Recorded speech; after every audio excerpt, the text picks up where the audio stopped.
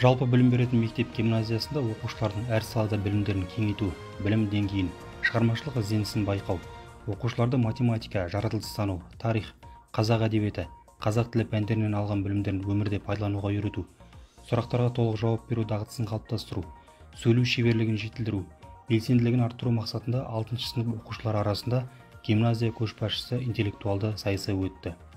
Сайыс 4 кезең бойынша өтіп, оқушылар сабақта алған білімдерін сарапқа салды.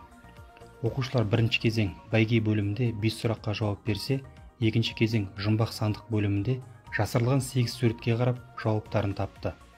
Ал үшінші кезең полиглот бөлімінде жұмбақтардың жауабын шешіп, аталған жұмбақтың жауабын қазақ, орыс, ағылшын тілдерінде айтып берді. Төртінші кезең қызықты төрттік бөлімінде балаларға сабаққа қатысты түрлі сұрақтар қойылып, жауап берілсе 40 ұпайды еншілейтіндей мүмкіндіктер берілді. Қорытынды бойынша бірінші орында Абдуллаева Диана, екінші орында Нұргелді Айтуған, үшінші орында Нәзілбек қызы Назерке иеленді. Сайысқа атсалысқан оқушылар белсенді қатысқан үшін марапатталды.